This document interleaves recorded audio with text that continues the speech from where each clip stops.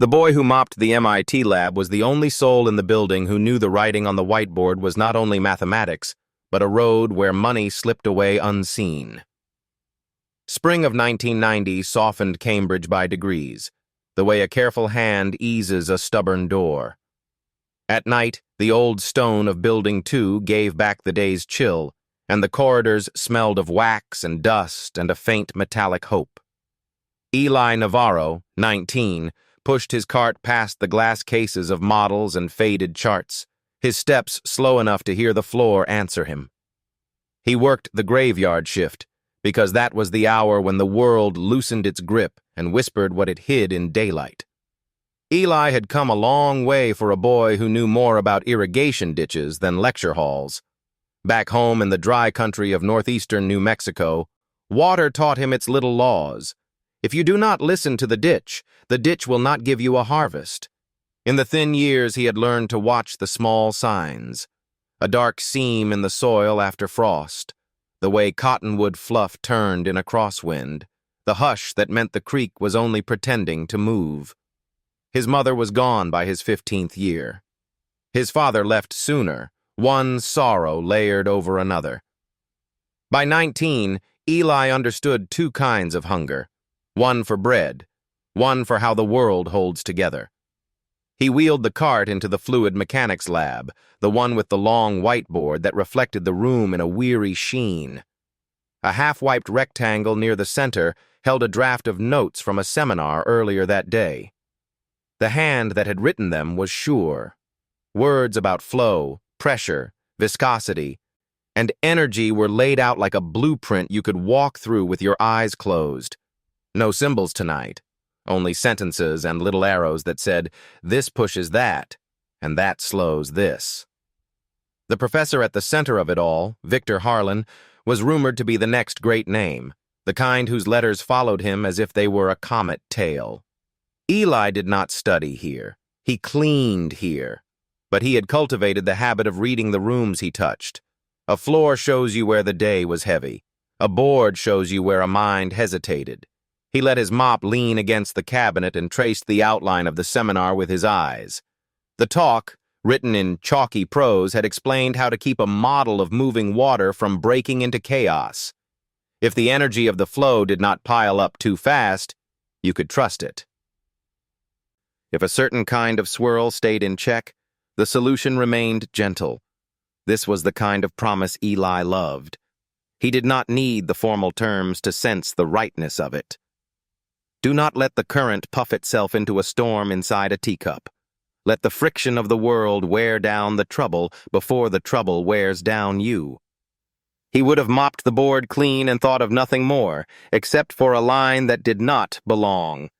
It was not a sentence. It was not a phrase.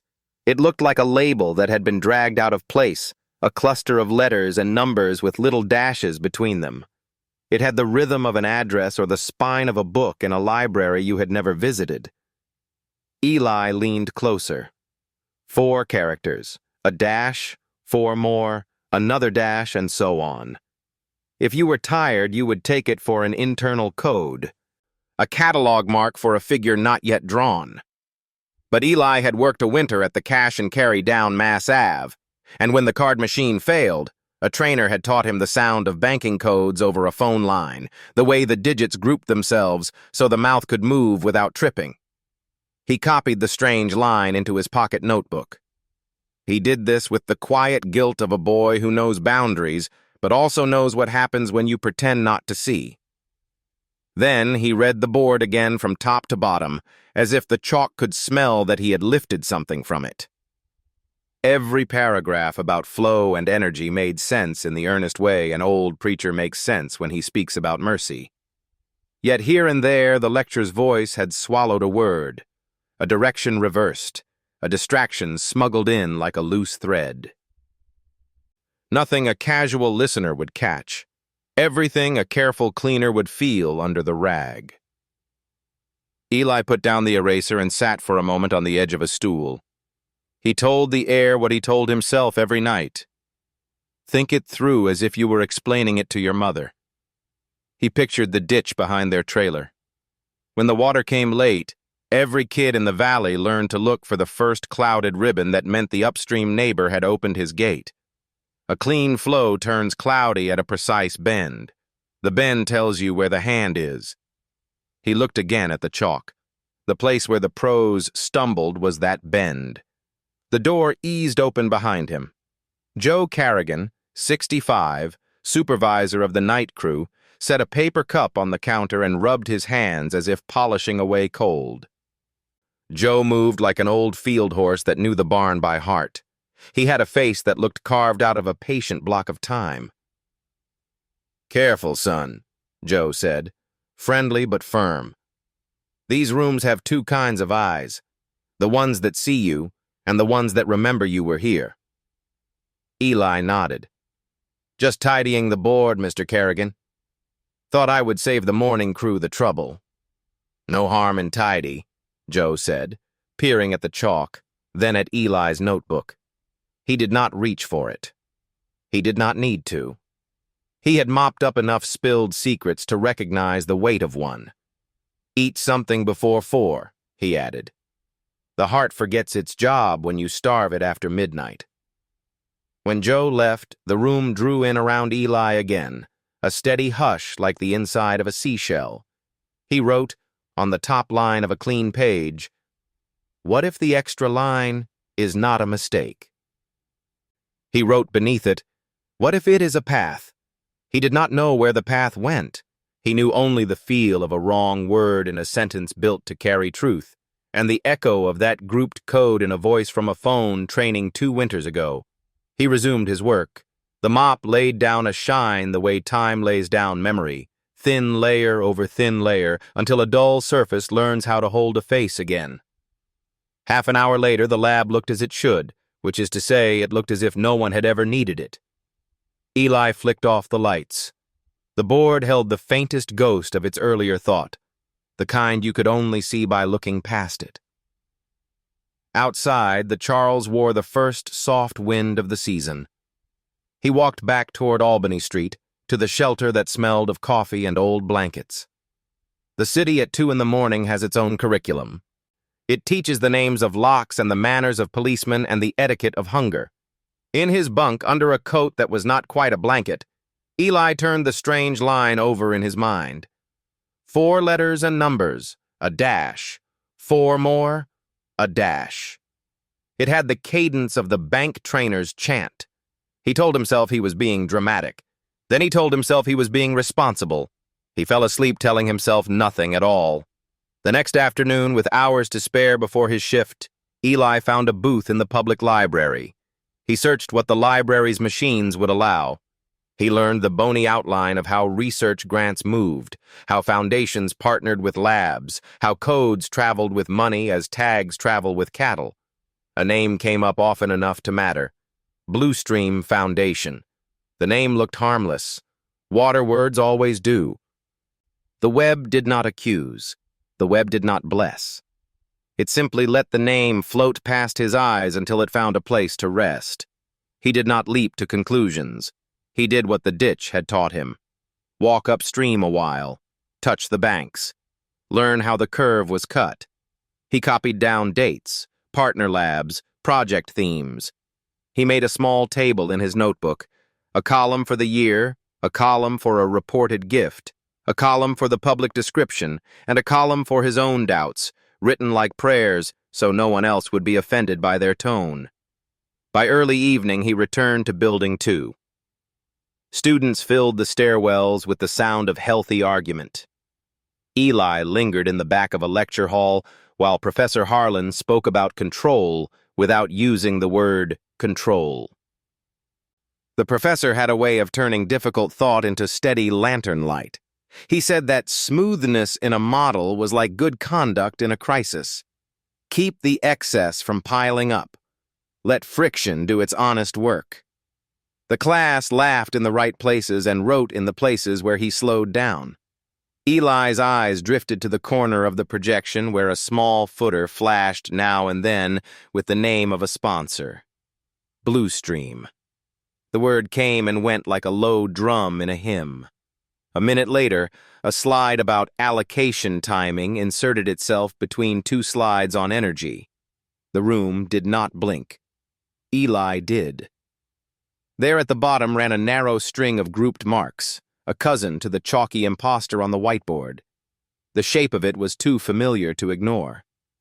He left before the applause and carried his cart down the hall, the wheels humming a sober note. Spring ran its thin fingers along the windows. In the lab, he wiped the board with slow strokes, the way you wipe a face that has fallen asleep in a chair. He paused where the suspicious line had been and felt the faint grit of chalk that had settled into the white surface. Even when you wash a thing, some part of the earlier story clings. On the last stroke, he understood that this was how he would move forward. Not by breaking in, not by making noise, by asking a question clear enough that someone older, someone with standing, would feel obliged to answer. The plan was not grand. It was honest. And honesty, he had learned, is a kind of smoothness that keeps a life from tearing when it meets the sharp places. He rinsed the mop, emptied the bucket, and signed the log. In the margin of that bureaucratic page, invisible to anyone in a hurry, he wrote a sentence to steady his hands for what would come next. If the water is clean, you can see the bottom. If the water turns cloudy, do not curse the cloud. Walk upstream. Spring thickened over Cambridge. Snowmelt traced gray veins along the curb, and Building 2 breathed out a cold, still carrying winter's grammar. Eli Navarro, 19, worked the night shift with the slow grace of someone who had learned to listen before he touched. He had copied a strange line from a whiteboard the week before, letters and numbers divided by dashes, a rhythm that sounded less like mathematics than banking. Since then, the code pulsed quietly in his thoughts, like a heartbeat under the floor. That afternoon, he slipped into a lecture hall, pushing his mop cart to the wall. Professor Victor Harlan arrived late, sleeves rolled, voice smooth as worn glass. "A stable flow," he said, "depends on keeping energy where it belongs. Let the friction of the world do its work." His hands moved in small arcs that made sense even to a janitor at the back. Eli watched. Every equation sounded right until the projector footer caught his eye. A small sponsor tag. Blue Stream Foundation.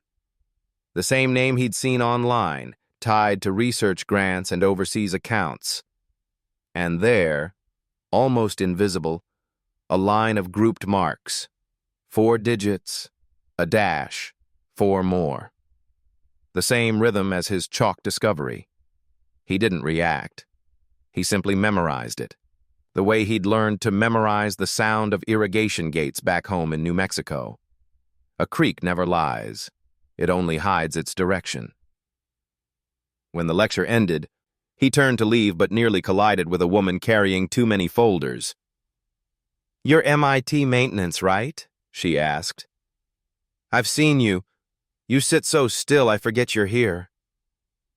Her name was Anaya Desai, a graduate student with dark circles under her eyes and a kindness that looked borrowed from an older grief. She lowered her voice. "They suspended me last semester. Said I leaked data. I didn't. Someone used my account." Eli nodded. Then someone upstream opened a wrong gate. She smiled, uncertain whether he was joking. "If you ever see something odd in the lab, you didn't hear this from me." She left before he could answer, the smell of chalk dust trailing her like unkept promise. That night he cleaned the lab again.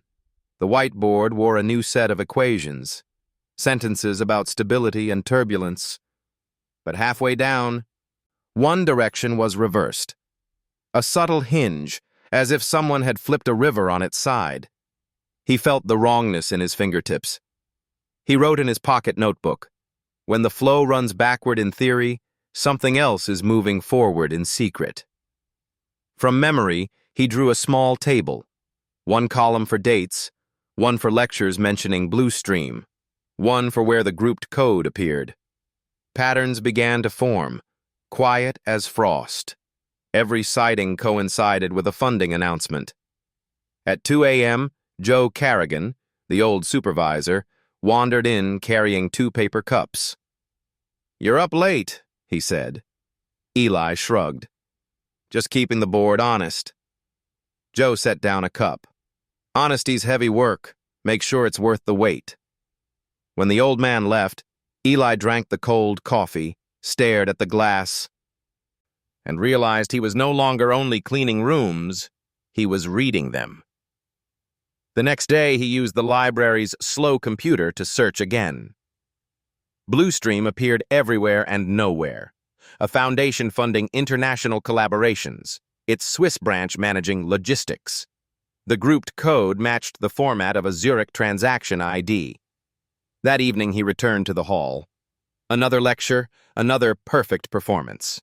Harlan spoke of smoothness, comparing it to moral conduct. "A model breaks," he said, "when one part takes more than its share." The class laughed. Eli waited until the end, then approached the desk. "Sir," he said softly, "who decides what travels in the footer of your slides?" Harlan blinked. "The department template? Why?" "Just curious," Eli said. The professor smiled, a precise, calculating smile, and patted his shoulder. "Curiosity is healthy. Don't let it tire you." Eli watched him leave, the man's reflection splitting across the glass door like light on moving water. There was warmth in his voice, but also something rehearsed, the tone of someone who has practiced sincerity. Back in the lab, Eli wrote a single sentence before taking up the mop. "If the water is clean, you can see the bottom. If it clouds, walk upstream." He wiped the board slowly, removing every trace of chalk except one faint scar, a whisper of the code that refused to die. The building hummed around him, its old vents breathing like a giant asleep. He thought of Anaya, of Joe, of his mother's ditch that only flowed when someone opened the right gate. Maybe this, too, was a gate. And he, a janitor, the only one small enough to slip his hand through and feel which way the current ran. When he left near dawn, the Charles River gleamed with the first honest light of spring. Behind him, the lab stood spotless, silent, a surface so smooth it almost hid the trouble still swirling underneath. The spring storms came late that year. By April, the Charles carried a brown pulse, swollen with the melt of upstream snows. Eli Navarro felt the same heaviness in his chest, as if something unseen was beginning to move beneath his own surface. A week had passed since he asked Professor Harlan about the slide footer. The question had seemed harmless, but it left a trace. He could sense it in the glances of graduate students, the way they stopped talking when he passed with his mop, or the subtle tension when Anaya crossed his path in the hallway. Curiosity was tolerated at MIT. Curiosity from a janitor was not. Eli spent his nights cleaning the same labs and writing in the same pocket notebook. The pattern had grown clearer. The grouped codes always appeared during lectures or memos that involved international collaboration or data sharing. He had no access to passwords, no formal training in finance, but he understood patterns. A ditch that widens too often is hiding water loss. A grant that widens too fast might be losing something else. That Tuesday night, under the humming lights of Building 2, he made a decision that would change the course of his quiet life. He sat at a work table and began writing a small document on yellow paper. The title was plain: Notes from the Janitor's Bench. He wrote about the Navier-Stokes lecture, about the code that looked like a Swiss transaction ID, and about how the same sequence appeared inside funding slides. He described it as gently as he could. Not accusation, only observation. Every sentence began with, "I noticed," or "I wondered if." He ended with one paragraph his mother would have understood. In water or in work, If what flows in does not match what flows out, then someone has built a secret gate. He folded the papers into a brown envelope, sealed it, and wrote on the front in careful letters, Anaya Desai. The next afternoon, when Anaya stepped out of the lab, Eli was waiting by the vending machine. He held the envelope as if it might leak. "I wrote down a few things," he said. "You don't have to read it. Just, if you think it matters, keep it safe." She frowned slightly. "What is it?" "Just notes." "From the night shift." Anaya hesitated, then took it, sliding it between her folders. "You know they monitor everything," she whispered. "Be careful." "I'm always careful," he said. "That's the job." That night the wind came hard off the river. Eli worked in silence, the mop moving like a pendulum. He thought of his mother's words. "Water keeps no secrets. Only people do." By the time he finished, the floor gleamed like new glass. 3 days later, something shifted. Anaya appeared near midnight, her breath quick, eyes wide with worry. "They're opening an internal audit," she whispered. "One of the finance officers took your notes to the Academic Integrity Board. They think there may be misused research funds." Eli froze. He had expected silence, not consequence. "I didn't mean to." "I know," she said. "You asked a question. That's all. But you might be asked to explain what you saw." He nodded slowly. "If they ask, I'll tell them the truth. I cleaned a room. I saw a line. I asked why." She smiled faintly, though her hands trembled. "You sound like you belong here more than most of us." When she left, Eli stood for a long time in the hallway. Somewhere upstairs, the late-night researchers were still awake, chasing numbers that might never yield. He thought of Professor Harlan, the way his eyes narrowed just slightly when questioned. He wasn't a monster, Eli believed. Just a man who'd learned to bend honesty to survive. The following week, a man from the Integrity Board summoned Eli to a small conference room overlooking the Charles. The blinds were half closed. Sunlight fell in stripes across the table. There were 3 people waiting, 2 administrators and a quiet woman who looked more curious than suspicious. "Mr. Navarro," the man said, "we understand you submitted observations regarding lab materials and funding data. We'd like to hear, in your own words, what led you to that." Eli sat straight, hands folded. "I didn't submit anything, sir. I gave notes to someone I trusted. I only saw what anyone could have seen if they cleaned carefully." "Describe what you saw." He spoke slowly, careful with each word. How the code first appeared on the whiteboard, how it reappeared in the lecture slides, and how he later realized it matched a Swiss financial format. "I don't know what it means," he said softly, "but it didn't belong in a fluid dynamics lecture." They asked a few more questions. He answered as he worked, methodically, quietly, never more than needed. When it was done, the woman leaned forward. "You understand, Mr. Navarro, that this may involve powerful people. If you wish, we can keep your name out of any reports." Eli nodded. "Names don't matter. Clean floors do." The corner of her mouth lifted, almost a smile. "Thank you." When he stepped back into the hallway, he exhaled for what felt like the first time in hours.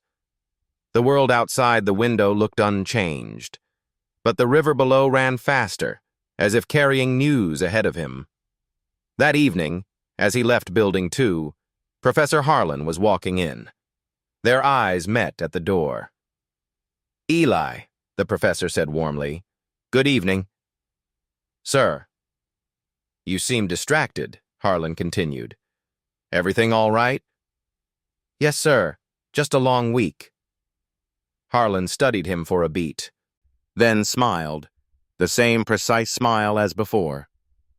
Long weeks build character. Keep your head down and your work steady. It's what keeps the place running. I will. The professor's hand brushed his shoulder.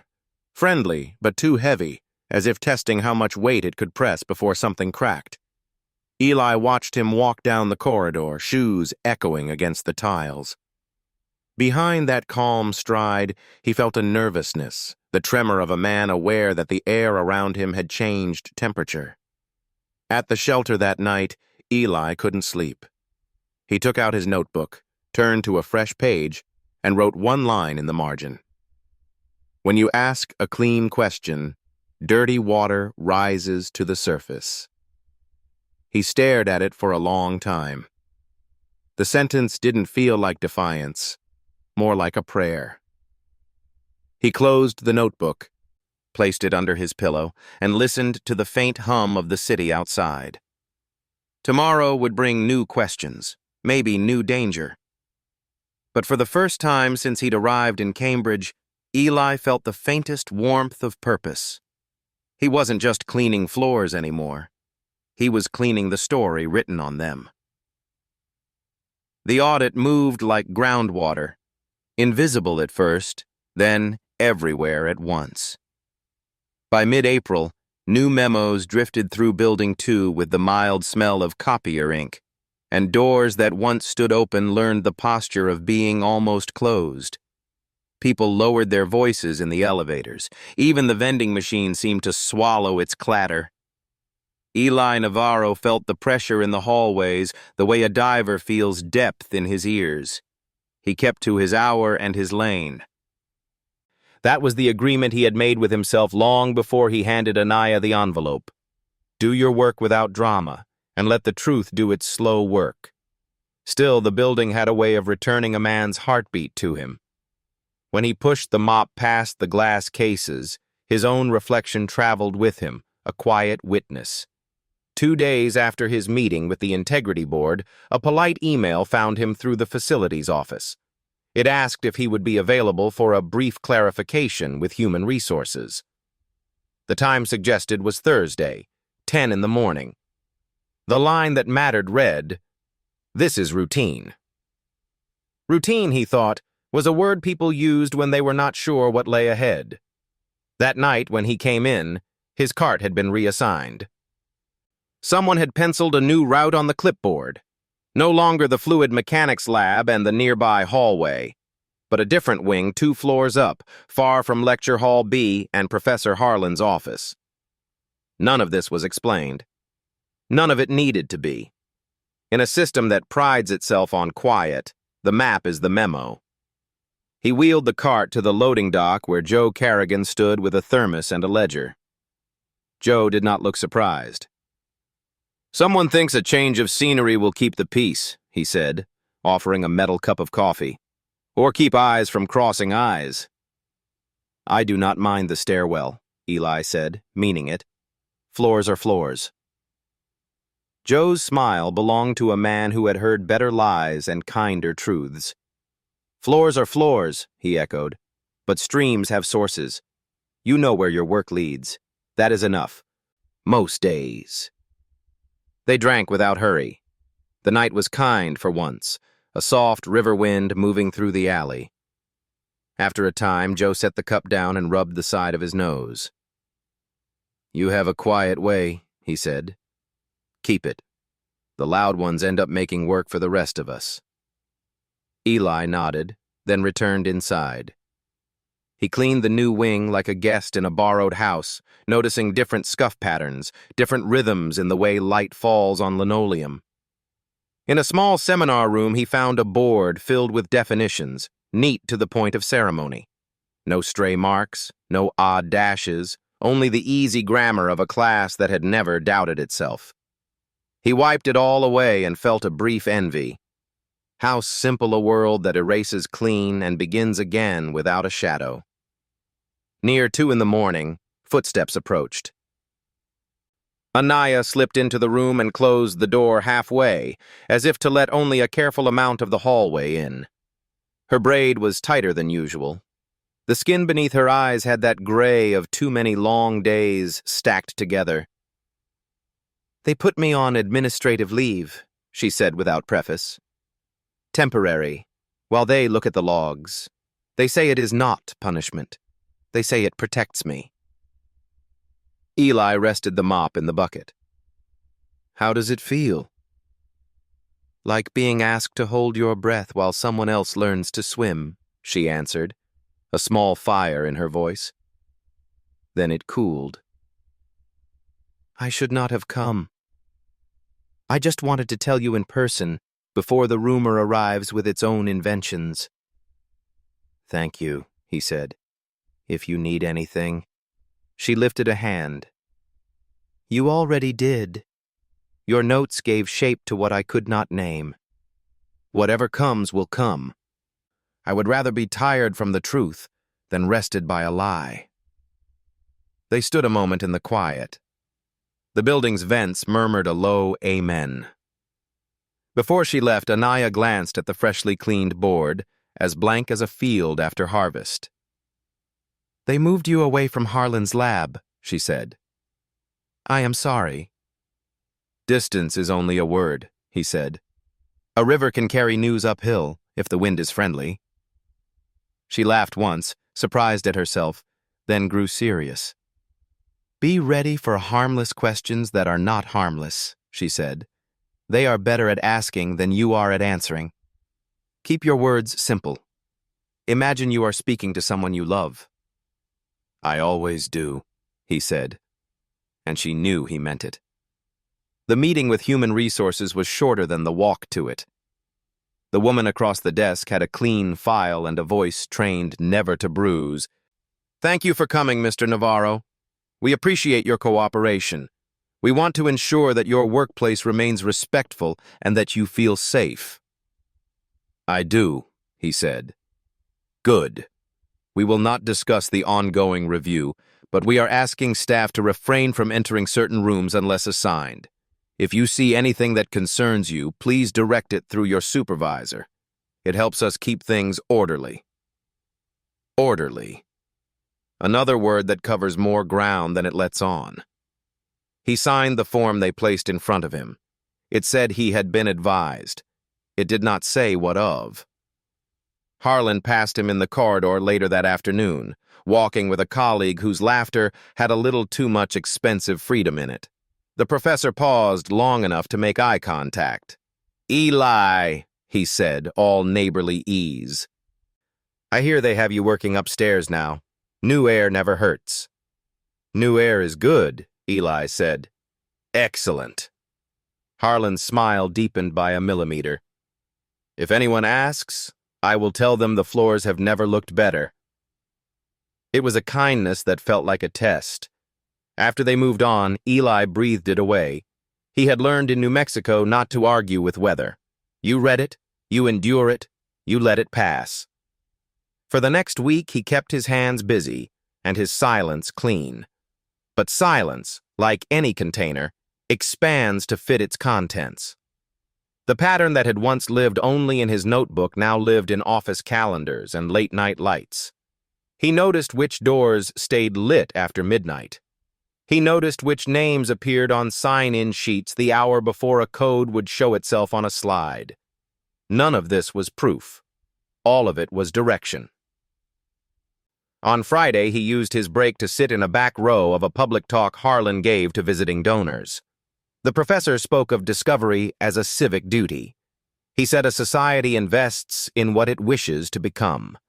No equations, only warm sentences you could frame and hang over a fireplace. At the end, a donor asked about international partnerships. Harlan praised cooperation and flexibility. He used the word transparent twice in one breath. Eli watched the faces in the front row and saw the precise flicker that money makes when it imagines itself well used. The footer at the bottom of the slides behaved this time, plain and short.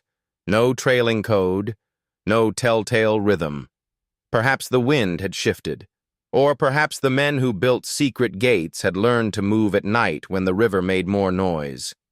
When the hall emptied, Eli lingered. A custodian's badge lets you drift through a room without collecting attention. He reached the lectern and saw the laptop still logged in. He did not touch it. He did not need to. There on a notepad beside the trackpad lay a scribbled reminder in another hand. Zurich call. Confirm transfer window. It could have meant anything. It meant enough.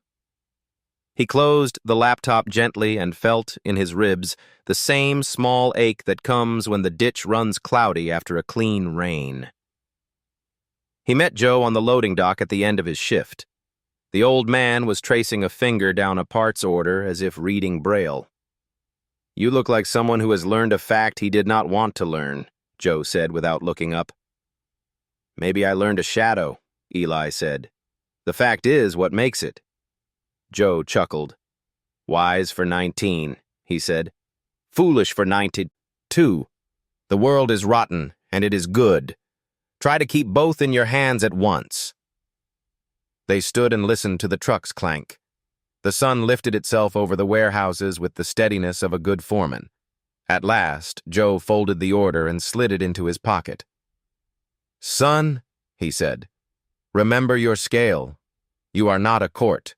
You are a man with a mop and a conscience. Do not confuse the two. The first makes floors shine. The second keeps you from tracking mud into your own bed." "I will remember," Eli said. He meant it. He spent the weekend quietly, the way a field rests after the plow has gone through. On Sunday night, he wrote a page he did not show anyone. It began, "A model stays smooth if you spread the cost in time. A life stays smooth if you spread the truth in kindness." He practiced the words aloud until they sounded like themselves. On Monday morning, the audit became visible even to the untrained eye. A notice went up. Temporary freeze on certain accounts pending review. In the afternoon, an email announced that Professor Harlan would be on leave while he assisted with questions. Nothing in the message suggested the length of his leave. Everything in the hallway suggested it would not be brief.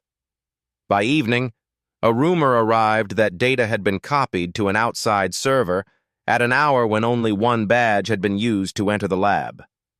The badge did not belong to Harlan. It belonged to a student already on a plane.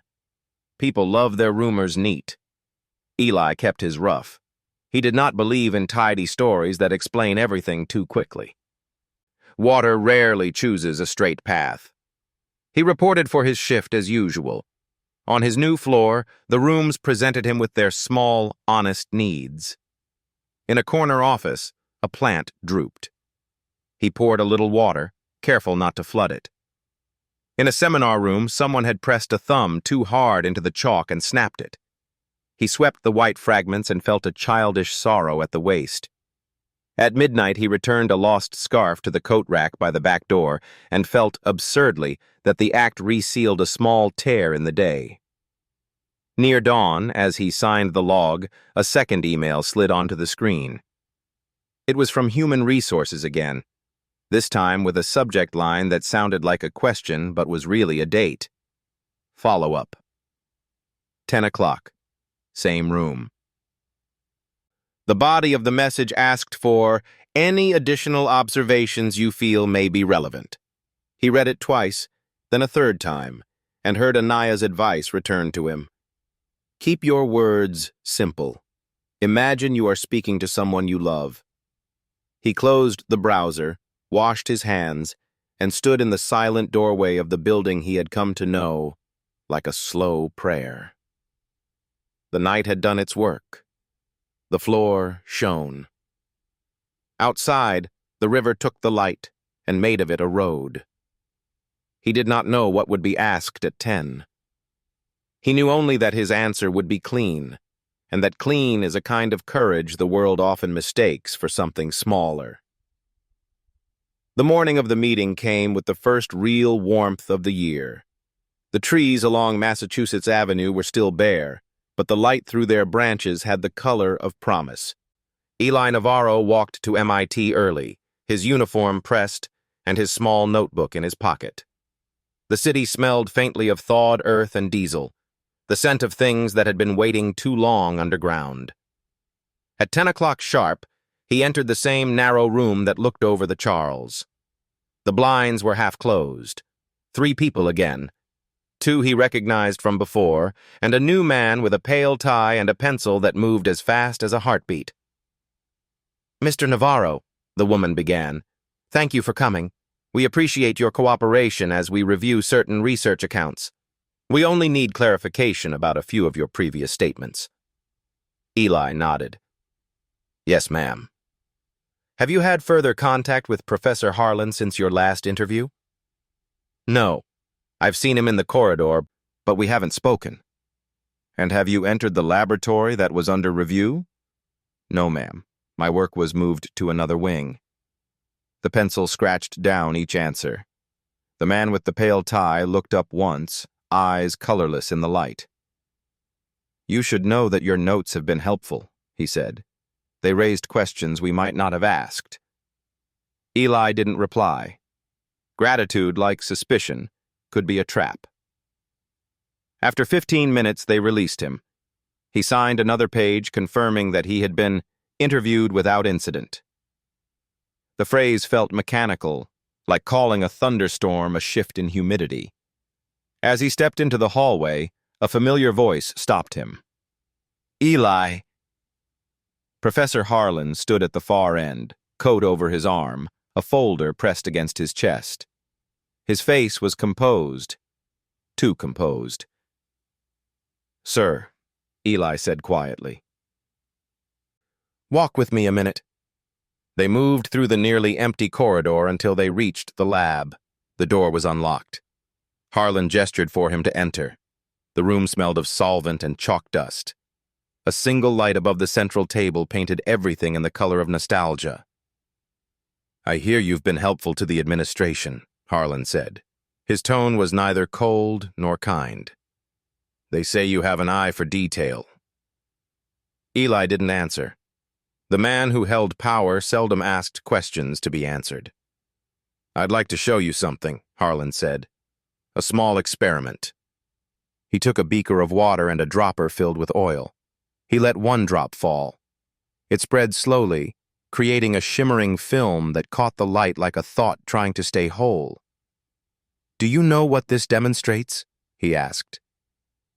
"That 2 things can share space without mixing," Eli said. "Exactly," Harlan smiled thinly. 2 truths, coexisting. The public truth and the private one, both essential to keep the surface calm. He looked at Eli over the rim of the beaker. "You grew up with water, didn't you?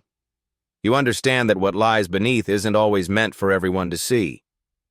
Eli met his eyes.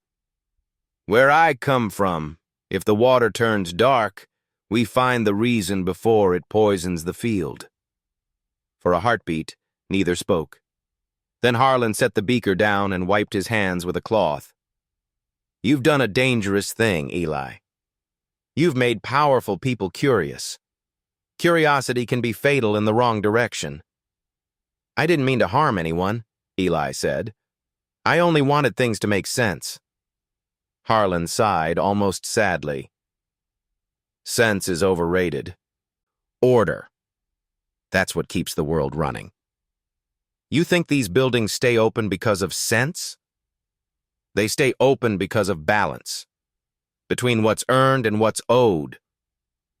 He walked to the board and drew a few careful lines, the motion practiced, almost reverent. "You see this?" he said. "Energy input equals output plus loss.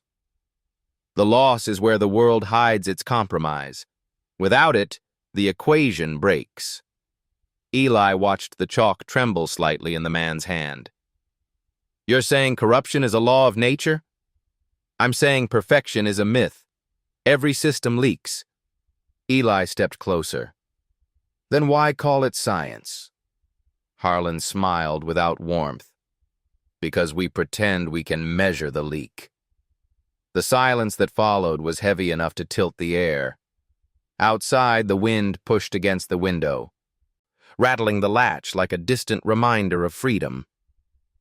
"I respected you," Eli said finally. "I thought you were building something that could make people proud." "I am," Harlan said. "But pride costs money, and someone has to find it." Eli felt a slow burn rise in his throat. "Not from stolen hands." "Big words," Harlan said softly. "You think the world will thank you? They'll use you, then forget you. The janitor who pointed at the storm and called it rain." He turned away, the conversation dismissed. "You should return to your duties. They suit you." Eli's voice was steady. "Yes, sir. Cleaning up after others usually does." When he left the lab, the light behind him flickered once, as if the bulb itself disapproved. That night, the city was restless. The news whispered of internal inquiries at the Institute. Eli ate alone in the shelter, notebook open beside his plate of bread and soup. He wrote without thinking, "A drop of oil cannot hide forever on water. The current always finds a way to break the surface." He closed the notebook and looked out the window at the slow curve of the Charles. It glimmered like a vein under thin skin. Somewhere along that river, money had moved unseen, the way oil had moved across that beaker. Smooth, silent, until touched by light. He thought of Anaya, of her courage, of Joe's advice to keep his words simple. The simplicity of water. It never lies about which way it flows. He fell asleep, sitting upright, the notebook still open on his knees. 2 days later, Joe found him in the supply room, sorting brushes by size. "You look like a man with too much truth in his pocket," the old supervisor said. Eli smiled faintly. "Truth weighs less than silence." Joe nodded slowly. "Maybe, but silence floats. Truth sinks. It finds the bottom." Eli closed the cupboard. "Then I'll dive for it." Joe's eyes softened. "Just remember to come up for air." That evening, when Eli returned to Building 2, a new lock glinted on the lab door. A printed notice read, "Access restricted pending investigation." He stood for a moment, watching the reflection of his own face in the small glass window. Then he walked away, mop bucket rolling behind him, the wheels whispering like water over stone. Inside, he could almost hear the echo of Harlan's voice. "Every system leaks." But in Eli's mind, another voice answered. His mother's, carried by memory and dust. "Then build a better system, son. One that holds." He nodded to the empty hall, as if agreeing with her across the years. The work was not finished.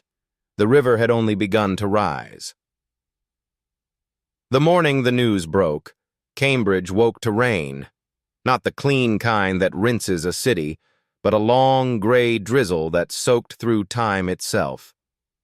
It had been 2 weeks since Eli's conversation with Professor Harlan, and the world outside Building 2 seemed to tilt toward revelation. He arrived for his night shift to find the hallway lined with copies of an internal notice. The words were plain, almost polite. "Effective immediately, Professor Victor Harlan is placed on administrative leave pending review of funding irregularities. All access to the fluid mechanics laboratory is suspended." There was no signature, no explanation, only the bureaucratic rhythm of consequence. Eli stood for a long time before the paper. He felt no triumph, only the quiet fatigue of someone who has guessed the weather before anyone else believed the clouds. Then he wheeled his cart forward and began his rounds. The lab door was sealed with yellow tape. Through the glass, the once bright room looked like a fossil, half-erased formulas on the board, an abandoned coat, the ghost of experiments that had lost their future. He touched the door lightly. It was strange to realize that silence could make more noise than a storm. By the next evening, MIT hummed with rumor. Students whispered in stairwells. Anaya's suspension was lifted. She returned to her research floor with a guarded smile and a stack of papers she had kept hidden in her apartment. When she saw Eli near the cafeteria, she raised a hand in quiet salute. Later that night, she found him in the maintenance corridor. "They found records," she said. "Transfers routed through Blue Stream's Zurich branch. Millions over 3 years. The codes you noticed were access markers for private accounts. They used the equations as cover." Eli leaned on the mop handle. "They always said the problem was unsolved. Maybe it was never meant to be solved." Anaya exhaled. "They're calling it the Harlan flow model. Fitting, isn't it?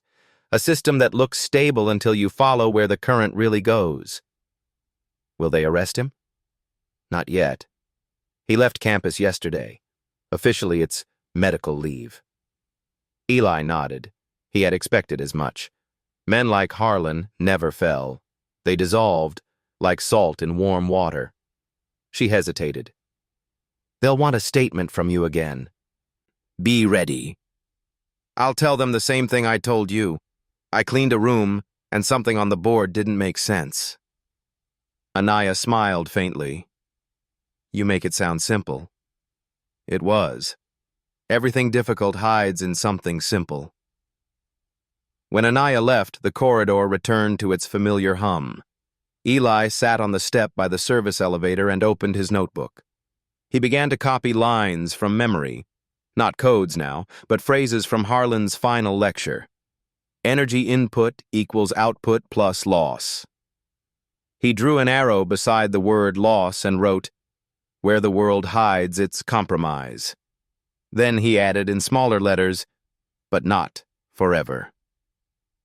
Outside, the rain deepened. The city's drains overflowed and puddles spread across the street like maps of secrets trying to surface. At 3 in the morning, Eli walked to the lab entrance one last time. The corridor lights flickered, and for an instant he saw his reflection overlap the professor's nameplate. One washed over the other until both disappeared into glare. He whispered, "Nothing stays smooth forever, Professor." The next day, MIT's official bulletin went public. A reporter from the Boston Globe called the shelter asking for Eli. The man introduced himself politely, promised anonymity, and offered coffee in exchange for background context. Eli refused. "I'm not your story," he said, then hung up. He knew how stories worked. They took what they needed and left the rest behind, like wind stripping a field. By midweek, the investigation expanded beyond the institute. A federal team from Washington arrived. Quiet men in gray suits who spoke in terms of partnerships and oversight. They occupied an empty office on the top floor, their windows facing the Charles like watchful eyes. Joe Carrigan, who had seen scandals come and go, stopped Eli one evening at the loading dock. "Congratulations," he said with a wry grin. "You cleaned so well you found the mud underneath the floor." Eli shook his head. "I didn't find it. It was always there." Joe poured coffee into a paper cup and handed it over. "Then here's to seeing what others miss." He raised his own cup in a small toast. They drank in silence for a while. Rain tapped on the metal roof. "You ever think about what comes after?" Joe asked. "After what?" "After the truth shows up. People like to see a fall, but not to live with the mess." Eli looked at his reflection in the coffee's surface. Dark, wavering, honest. "I'll keep doing what I do." "There will always be floors." A week later, the quiet cracked. Someone leaked part of the audit to the press. The words money laundering and intellectual theft appeared in bold type, wrapped in the language of outrage. Television trucks lined the street outside the campus gate. Students stared at reporters the way farm animals stare at a fire, fascinated and afraid. Eli tried to work as usual, but everywhere he went, whispers followed. "That's him, the janitor. the one who found it. He hated the attention. Truth, once it escapes, never belongs to its discoverer. It becomes spectacle. Late one night, unable to sleep, he walked along the riverbank. The Charles was high and restless, dragging twigs and bottles in its current. Across the water, the Institute glowed with sleepless windows. He remembered Harlan's voice. Every system leaks. Maybe that was true, he thought. But it also cleans itself, given time. Sediment settles. Water clears. Even the dirtiest current knows the way back to the sea. He sat on the cold concrete and wrote a single line in his notebook. Even corruption follows the laws of physics. What rises will disperse, what hides will settle. He watched the ink dry, the letters steady despite the wind. The next morning, Anaya met him outside the administration building. Her coat was unbuttoned, hair loose for the first time. "They cleared me," she said, smiling through tired eyes. "They offered a research fellowship, in my own name." Eli's grin came slow, but real. "You earned it." "So did you," she said. "They want to recognize you. A commendation." He shook his head. "No, Anaya. I'm not part of the story." "You are the story," she insisted. He looked at the river again, at its brown, restless surface. "No, I'm the current beneath it, the kind that leaves no trace." She understood. They stood together a moment, the sun breaking weakly through the clouds. That night, Eli returned to his old route for the first time.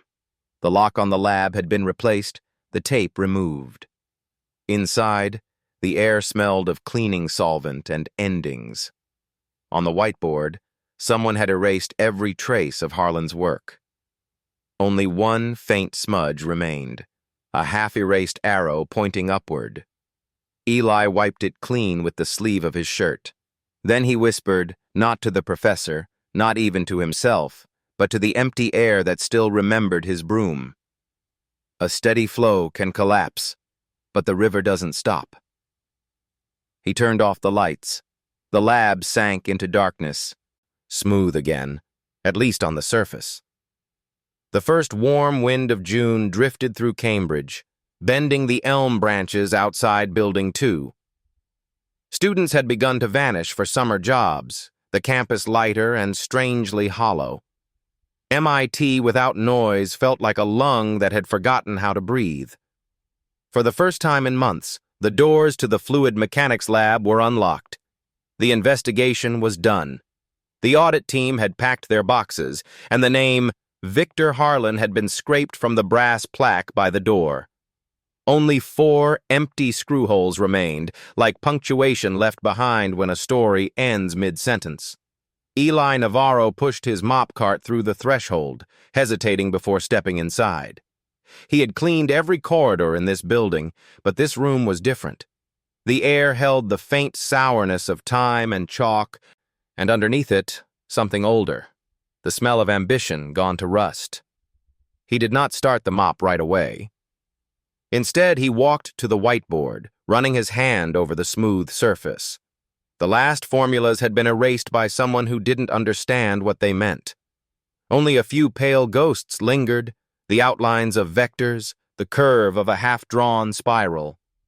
He could almost hear the echo of Harlan's voice explaining how energy could be contained if the flow stayed gentle. On the work table lay a single sheet of paper, forgotten or left as a marker. The handwriting was Harlan's, neat even in ruin. If the flow remains bounded, the future remains smooth. Below it, a scribble, numbers crossed out, then rewritten, a small cluster of symbols that looked, to Eli's careful eye, like a fragment of the real proof the professor had been chasing. He sat down, feeling the cool metal stool beneath him, and stared at the fragment. In those few lines, there was the seed of something honest. Stripped of greed and laundering, it was just a question about how the world keeps itself from tearing apart. Eli opened his notebook and began translating the math into words. the only language he truly trusted. When motion spreads its energy evenly, no point explodes. When a heart shares its burden evenly, no soul breaks. He smiled at the thought, the kind of smile that comes not from victory but from understanding. The building was utterly still, the kind of stillness that belongs to cathedrals and early mornings in the desert. By evening, the corridor outside the lab glowed amber. The river threw light through the windows, and dust floated in lazy spirals. Eli finished cleaning the benches and sat by the open door, notebook on his lap. He remembered the farm in New Mexico, the dry ditch that had taught him patience, the way his mother would trace the path of a river on an old map and whisper, "Water always finds its way back." He thought about Harlan, brilliant, flawed, desperate to prove a theorem to the world and himself. Eli didn't hate him. He couldn't. The man had been swallowed by the very currents he once studied. He had confused motion with purpose, pressure with power. When the sun began to sink, the door creaked open behind him. It was Joe Carrigan, his gray cap in his hands. "You sure you're allowed in here again?" the old supervisor asked, pretending to scold. "I'm cleaning," Eli said. "Old habits," Joe chuckled. "Building looks different without the professor's name on it." "It does," Eli said. "But the equations don't care whose name is beside them." Joe nodded, stepping inside. "Heard they're giving Anaya her own section next semester. Teaching assistant, maybe more." "She deserves it." Joe leaned against the doorframe, watching Eli trace a finger through the dust on the table. "And you, son? What'll you do when this semester truly ends?" Eli thought for a moment. "Maybe I'll take a class or two. Writing, not math. I like finding the shape of things with words." Joe smiled. "You'd be good at that. Words are just another kind of equation. If you balance them right, they hold." The two men stayed there, listening to the hum of the city outside. When Joe left, Eli remained a while longer. He wrote one more line in his notebook. "The truest equations are the ones that make peace between what is seen and what is felt." He closed the book and leaned back, letting the sounds of Cambridge fade into a single breath. The next morning, a letter arrived at the maintenance office, addressed in careful handwriting. The return address read, Zurich, Switzerland. Inside was a short note on thin stationery. "Eli, I've gone where the air is quieter. I don't expect forgiveness, but I hope you'll understand that even a flawed man may love the beauty of order. The enclosed work is all that was ever honest in me. Do with it what you will. VH." Tucked inside was a folded page covered in the same neat symbols as before, a clean version of the fragment he had found on the lab table. Eli stood at the window, reading it in the early light. For a long while, he said nothing. Then he folded the letter and placed it in his notebook. The breeze from the Charles carried through the open window, smelling of river and sunlight and far-off salt. He let it lift the edges of the pages. "I forgive you," he said quietly, not because Harlan would hear, but because forgiveness is another kind of cleanliness, a mopping of the heart. At sunset, Eli went back to the lab one last time. He opened the window to let in the summer air. Outside, the river shimmered gold, the same color as irrigation water at dusk back home. He set Harlan's note on the whiteboard tray and began to write above it in long, steady strokes. Integrity is continuity. Honesty is smoothness. He stepped back and read it aloud. The words filled the room without echo, as if the walls themselves were nodding. For the first time since the winter, the lab felt clean. Not empty, not abandoned, just clean. A vessel ready for new work, new hands, new voices. Eli closed the notebook, placed it in his pocket, and turned off the lights. The darkness was gentle, the kind that keeps rather than erases. As he walked down the corridor, the wind from the Charles followed him, soft, persistent, and forgiving, like a current that had finally found its way home. By late June of 1990, Cambridge wore its cleanest light. The rain had washed the brick, the river moved with an honest green, and the campus learned a quieter stride. Notices went up on doors and bulletin boards, a community hearing, open to faculty, staff, and students. The institute would present the findings of the review and the next steps.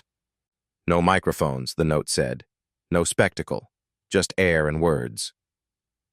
Eli Navarro read the sheet twice at the maintenance office. He was off that evening, but off never meant far.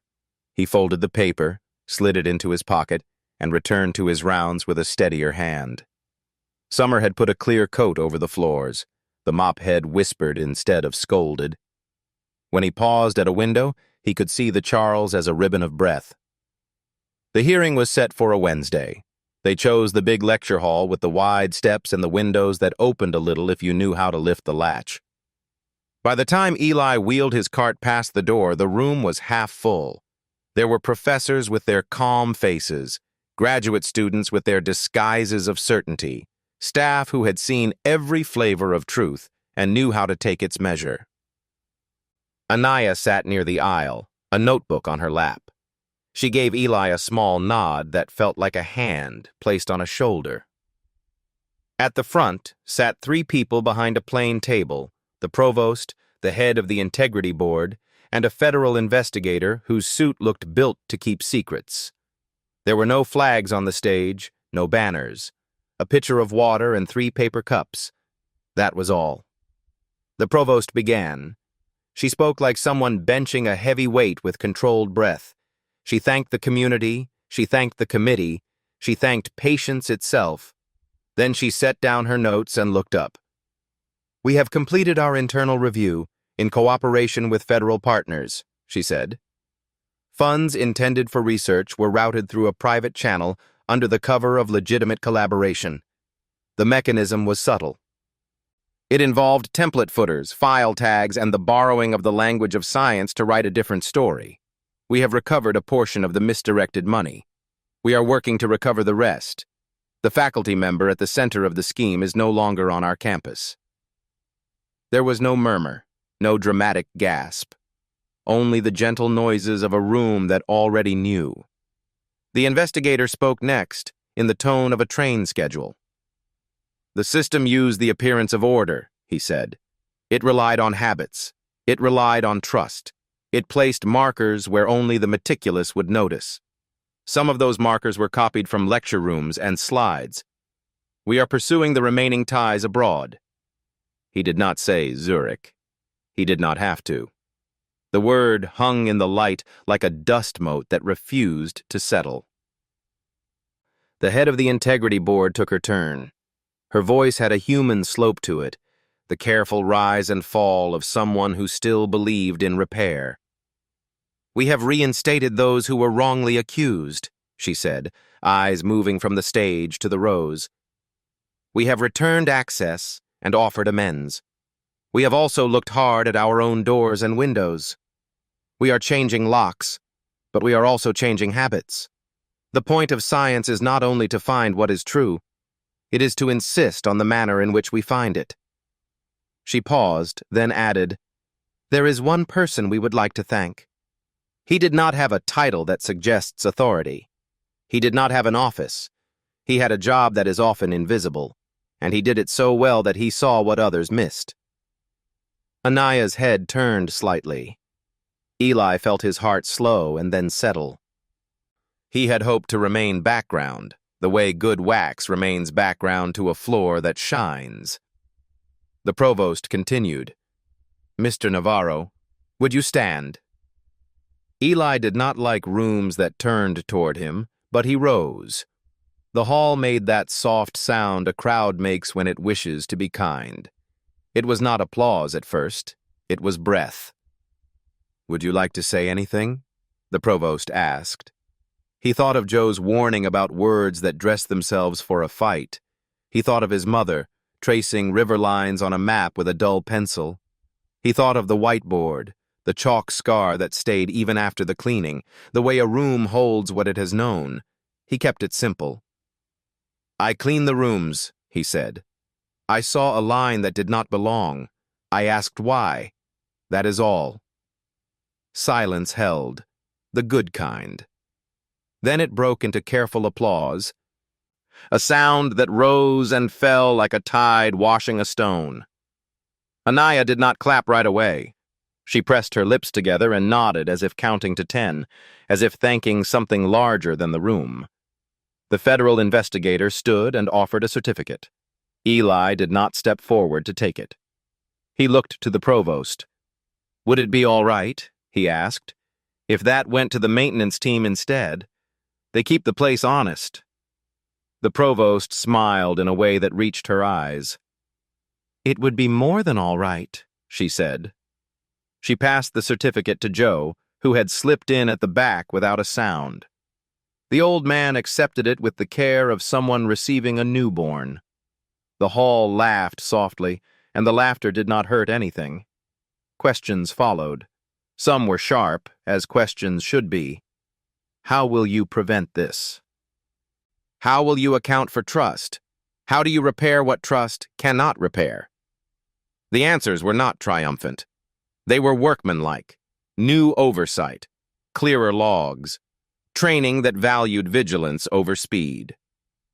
The board chair said, "We will teach our students that precision in money is as holy as precision in measurement. Sloppiness is not a weakness, it is a temptation." When the hour ended, the light from the windows had shifted to the color of late afternoon. People stood, then stood a little longer, speaking in low voices as if noise might spill what the room had gathered. Eli moved to the side aisle. Harlan's name was never spoken, and yet it traveled through the air like a shadow that had finally learned to keep its distance. Anaya reached him first. "You said it perfectly," she whispered. "It was a small truth," he said. "Small truths are the ones that hold," she answered. "The big ones tend to crack." Joe joined them, holding the certificate as if it might try to run. He cocked his head at Eli. "They let you open a window up there," he said. "That is good. Rooms breathe better when they admit a little weather." They walked out together into the hallway where evening had begun to collect. A student approached with a cautious grin and asked Eli to sign the edge of a notebook. He shook his head. "Keep your pages clean," he said. "Your notes are yours." The student nodded, grateful anyway, and withdrew.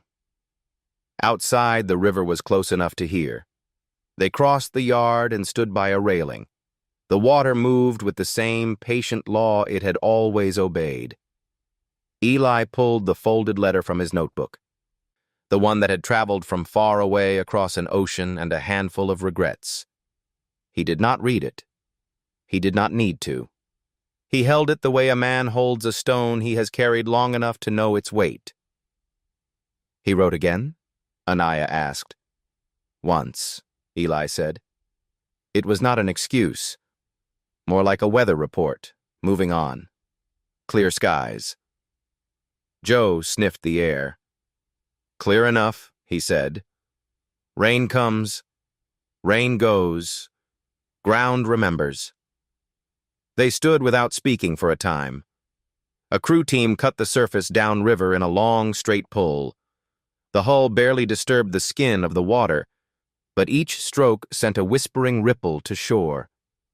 Eli watched those ripples arrive and vanish, the smallest proof that motion and calm could live in the same sentence. "Healing is not a switch," Anaya said at last. "It is a slope." "Then take it slow," Joe replied.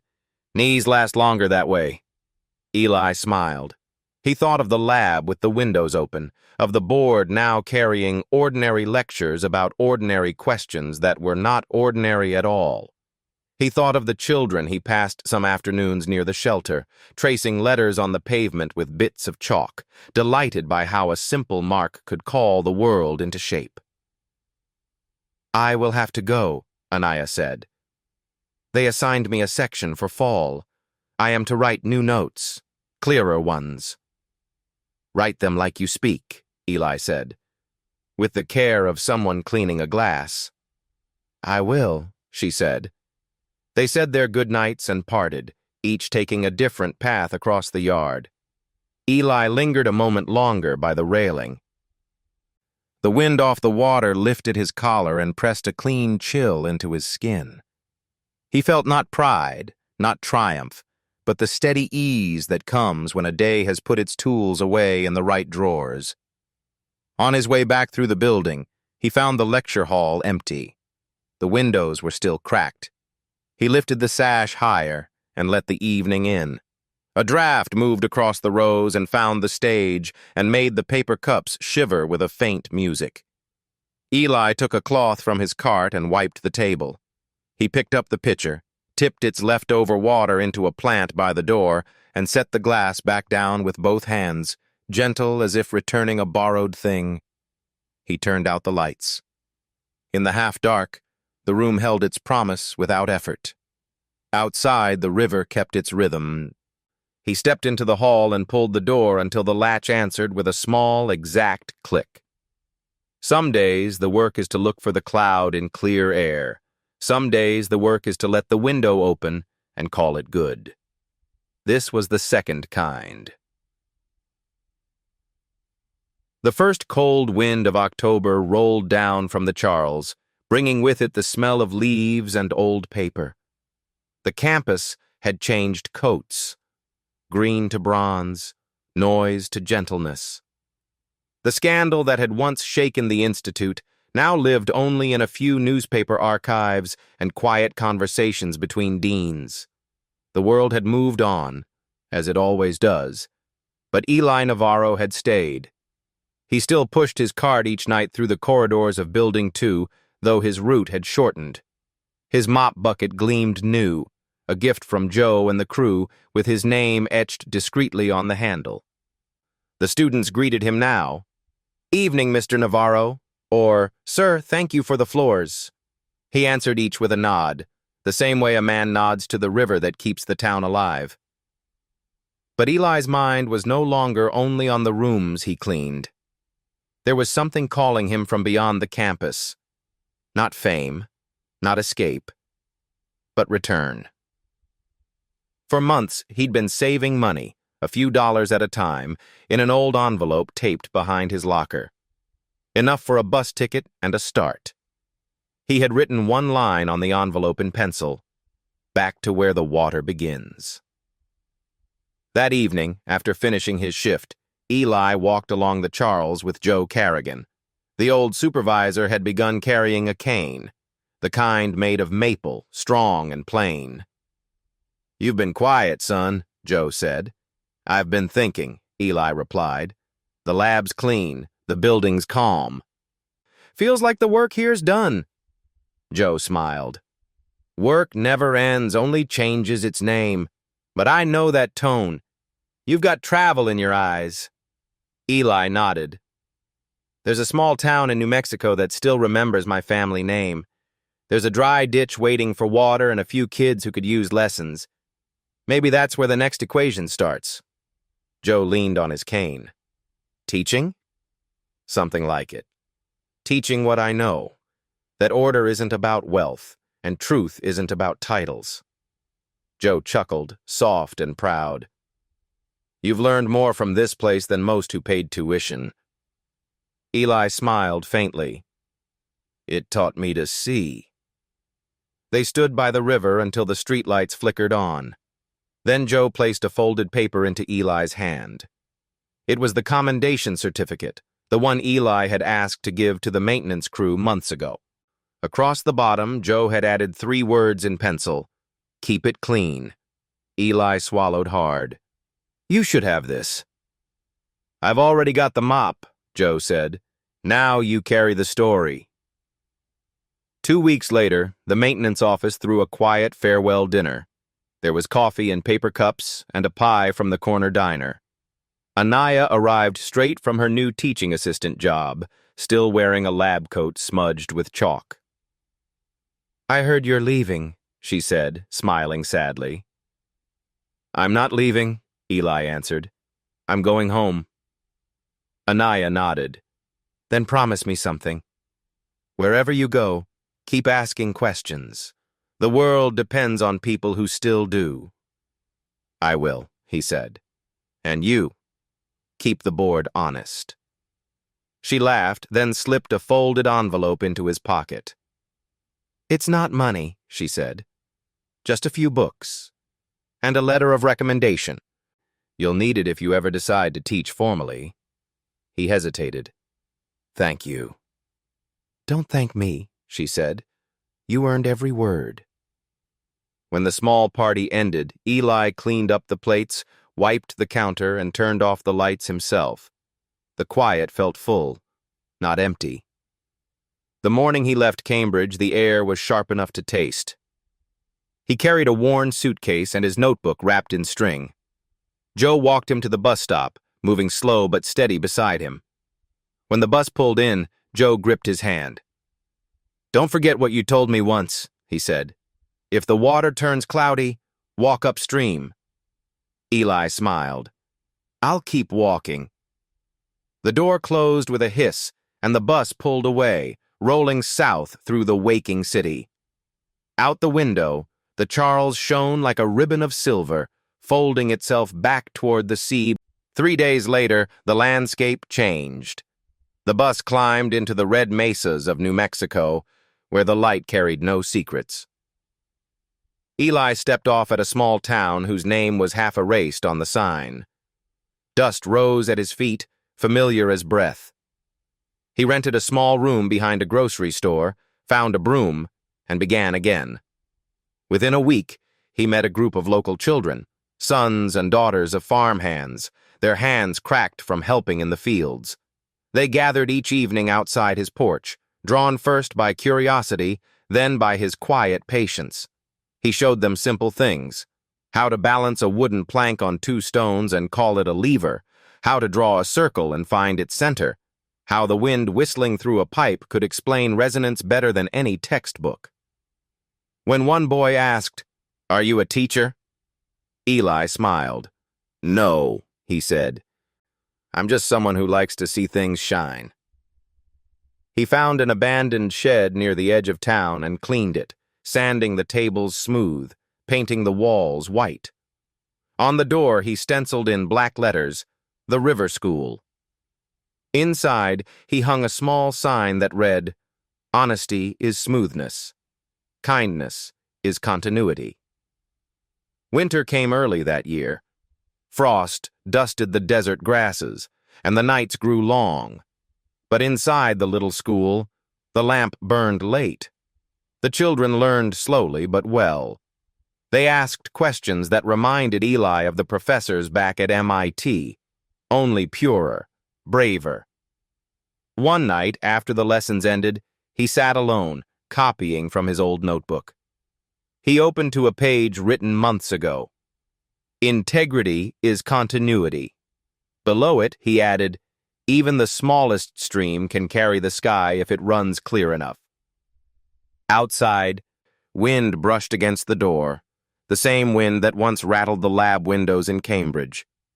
He closed the notebook, blew out the lamp, and sat in the dark, listening. Weeks later, a letter arrived. The return address was Massachusetts. Inside was a photograph, the newly cleaned lab at MIT, filled with students again. On the board, someone had copied his line in tidy chalk.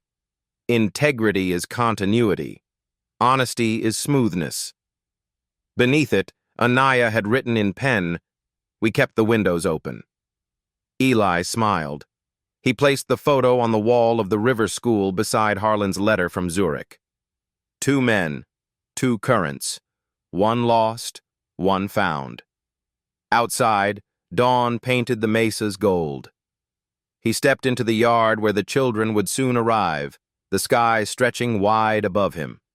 He picked up a small stone, tossed it into the irrigation ditch, and watched the ripples widen and fade. "Keep flowing," he whispered, to the water, to the world, to whatever still listened. Then he turned toward the sound of footsteps, the children running, their laughter bright as morning, and opened the door to let them in. The winter sun in New Mexico came down slow and golden, stretching across the mesas like a hand that remembered warmth. The river school had been open nearly a year.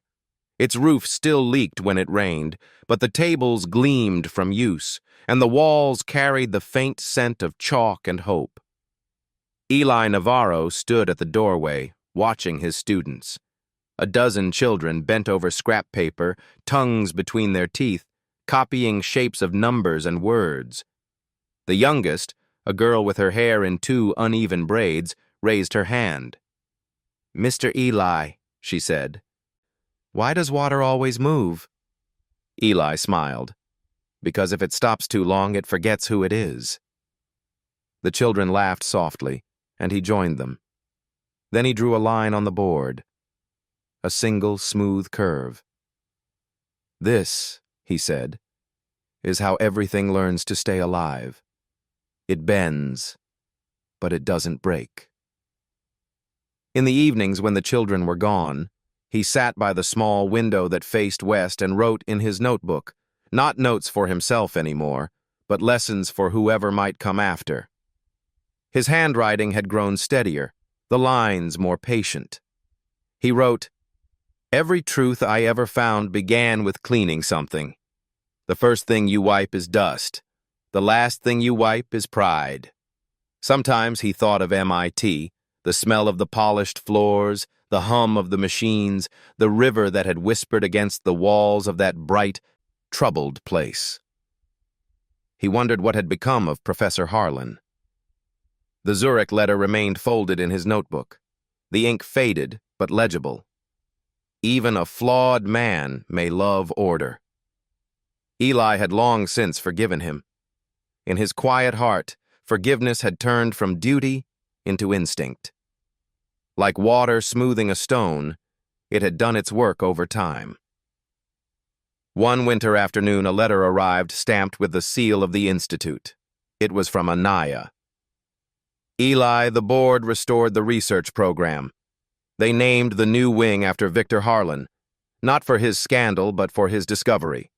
He left behind fragments that led to a new model. They call it the continuity equation. I thought you'd want to know."